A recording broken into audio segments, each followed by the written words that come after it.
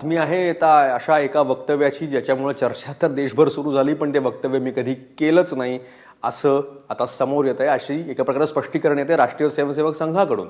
हिंदूंनी लोकसंख्या वाढवावी अशा अर्थाचं वक्तव्य सरसंघचालक मोहन भागवत यांनी केलंच नाही असा दावा संघाने केलाय। काल आग्र्यामध्ये एक कार्यक्रम होता संघाचा आणि त्याच्यामध्ये मोहन भागवत यांनी हिंदूंना जास्त मुलं जन्माला घालण्यापासून कोणी रोखलंय असा प्रश्न विचारला होता।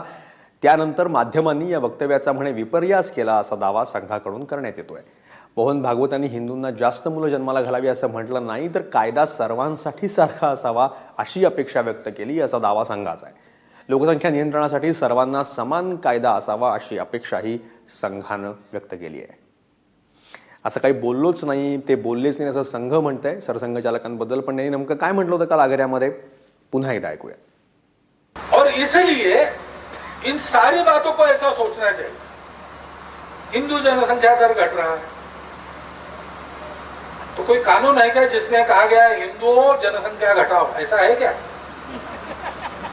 ऐसा तो कुछ नहीं है। बाकी लोगों की बढ़ रही तो आपकी क्यों नहीं बढ़ती? ये कोई व्यवस्था का प्रश्न थोड़ी है, ये समाज का वातावरण है। पण आता असं विधान तर झालेलं आहे, ते केलं नाही असंही म्हणतायत। पण संघाचीच एक भाग असलेला भाजप केंद्रात राज्यात सत्तेवर आहे, त्यामुळे सगळीकडनं राजकीय टीका टिप्पणी तर होणार।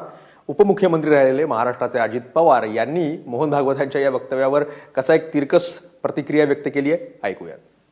तुम्हाला सांगू का, मी नेहमी म्हणतो की अशा प्रकारचे वक्तव्य करणाऱ्यांच्या घरात ज्या काही फॅमिलीज असतात त्यांनी किती जणांना जन्म दिलेला आहे हेही पहिल्यांदा तपासलं पाहिजे। कारण मागे एक अशा पद्धतीने बोललं जायचं, मराठी माध्यमाच्या शाळेमध्येच मुलांना शिकवलं पाहिजे, आणि जो सांगायचे ना त्यांची मुलं इंग्लिश मीडियम शाळेत असायची, त्यांची नातवंडं इंग्लिश मीडियम शाळेत असायची, किंवा त्यांना मुलं झाल्यानंतरही त्यांनी तेच केलं।